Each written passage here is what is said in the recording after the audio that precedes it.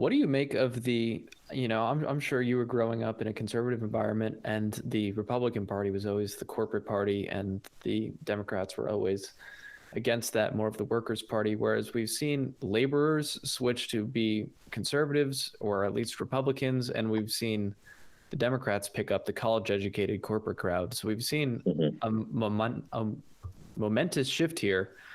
Do you think that this will outlast Trump, and / do you think that populism, being the conservatives' mainstay, will be a permanent thing that we see, or do you think we're going to go back to having a reorientation of the Republicans being the corporate party so how do you see that playing out? It's interesting because it's such a well adopted political norm, right? That this is the way like the switch is so revolutionary. I'm not 100% sure that it's accurate. If you look at small business owners, for example, these people have always, been conservative, right? So you got what you really see from what I have, read and understood about it is that you had union workers that would tend to vote Democrat, and private business owners, small business owners, et cetera, would lean conservative. So whenever people talk about like the blue collar people, they're really only talking about, factory workers that were in unions, et cetera. Obviously, that industry got really decimated with the North American Free Trade Agreement under Bill Clinton. Net loss of, I think, like 700,000 jobs. And so I think it probably started then that people realized that it's not necessarily Republican and Democrat.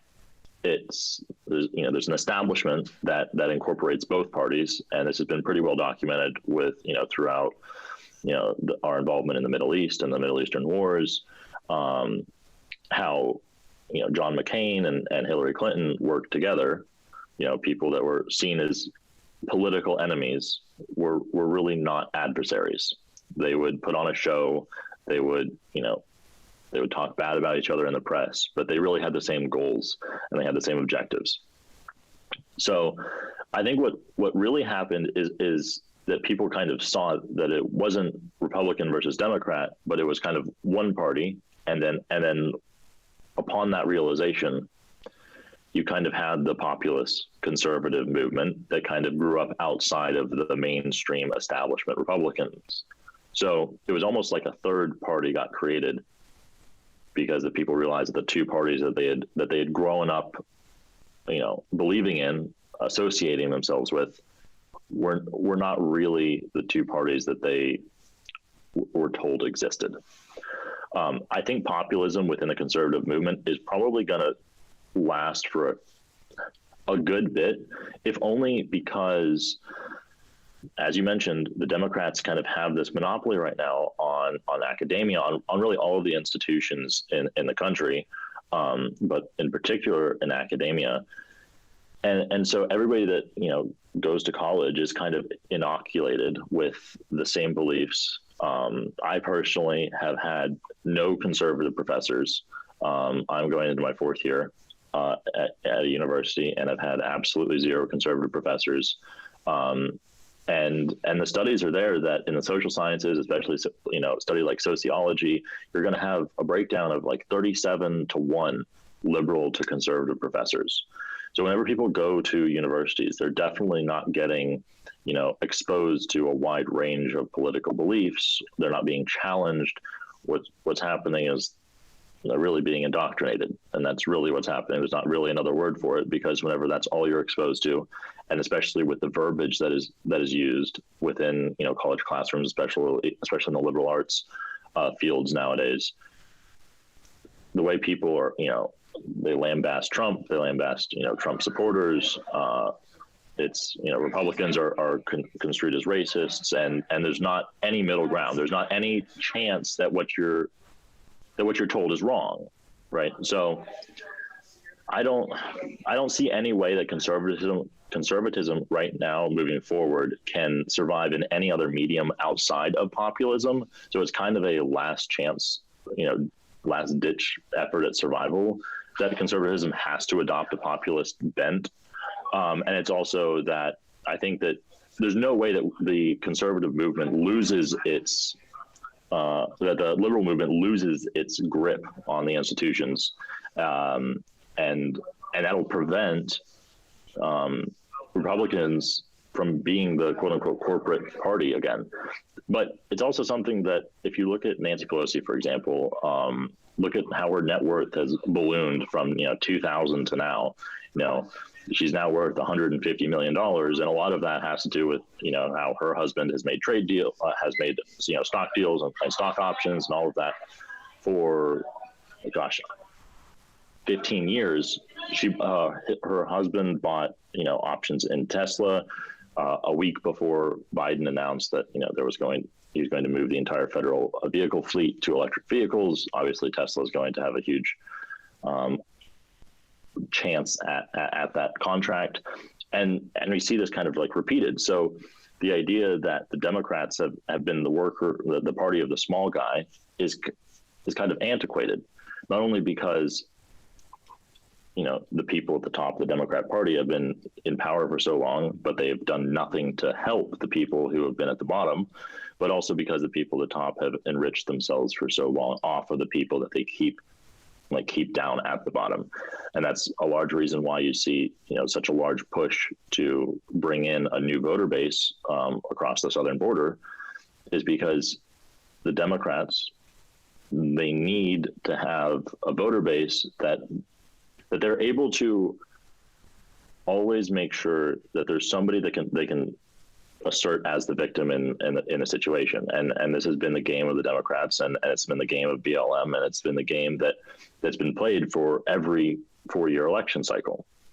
And without getting close to anything that will get the video taken off of YouTube, it's problematic that the party that claims it supports the small guy is the party that needs the small guy to be kept down in order to stay in political power.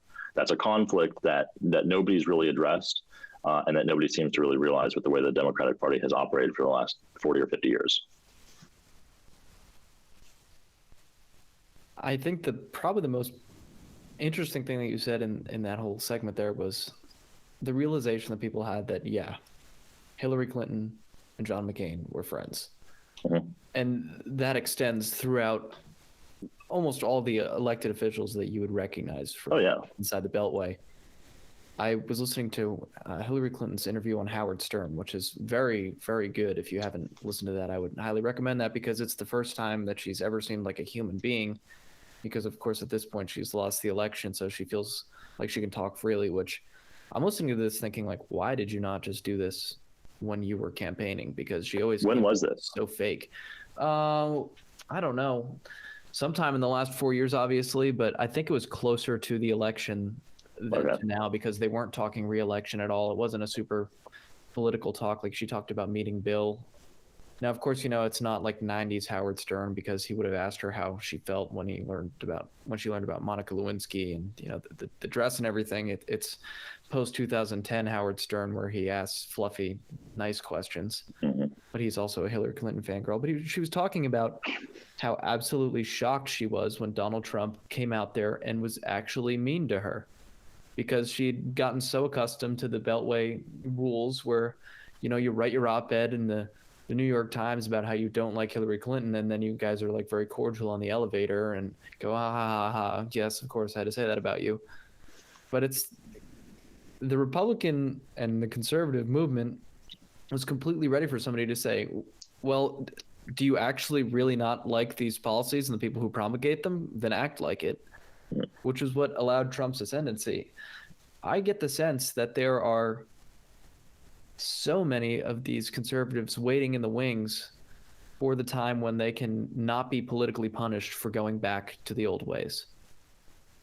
Which, as somebody who's not very enthusiastic about a Trump 24 run, I see his many flaws. I think that would be one of the only good things, is that it would just give him more years of holding a vice grip on the parties, so that more of these people age out and get replaced with MAGA-minded people, because I see there's a huge desire among all these politicians who lived this way for decades and who view the last 4 years as a complete aberration and who just want to go back to, the managed decline of the status quo. Exactly. I see that as the thing that's constantly simmering within the GOP right now, as far as people who want to return to status quo and people who actually want to agitate change. Yeah, and I mean, you saw this with Paul Ryan, and the way he exited in 2018. And yeah, I 100% agree that people, it's bread and circuses, right? That we were put on a show that the American people bought for however many decades, and you're right that Trump kind of took advantage of an understanding that a lot of people had. I think a lot of people knew, especially on the right, obviously, that it was a game, that they were being played, that McCain and Hillary and anybody that you could name, Chuck Schumer, Mitch McConnell, Nancy Pelosi, they're all friends, right? Regardless of the R or the D by their name, they're all friends. They're all playing for the same team, and that team is themselves. They don't really care about America. They don't care about their constituents, any of that. And so a lot of people blame Trump for how harsh he was. I don't think that's necessarily fair, because the fact is that before Trump came along, the American people were being shafted right, left, and center by every political candidate that got sent to Washington, basically. There were a couple that would stand up and make great speeches, but they were so few in number that they had no actual power. They had no actual, they couldn't affect any change. So it was really useless. And Trump realized that, and Trump was the first person that was able to really capitalize on the anger and the frustration that the American people had with the complete ineptitude of the federal government. So I don't really blame him for destroying the good old days of political cordiality. No, the good old days weren't that good for the American people. They were good for the political class, which is exactly why they absolutely lost their minds when he came into power. Yes, and I don't necessarily think that it's virtuous to be nice to somebody that you're cooperating with behind the scenes to sell your people out. Like that does not make you a more virtuous person, but that's kind of been the claim for the last 4 years, that Trump was this blight on American democracy, and he was an embarrassment on the international stage, and I don't think really any of that's true. I think rather everybody who is anybody in DC got upset because their gravy train had been interrupted, and because they had to worry about defending themselves from somebody who at any moment could expose them. And this goes back to kind of the Republican, like the playbook for Republican politicians has don't attack first. Always, only attack if you get punched first, right? And Trump wasn't like that. Trump said, you know what, I'm going to go out and preemptively attack this person because he knows that he can score political points doing it.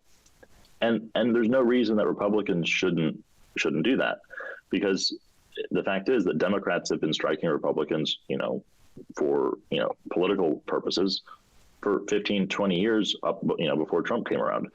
So Trump wasn't doing anything new. He was just basically giving the Democrats a taste of their own medicine, which didn't go over well.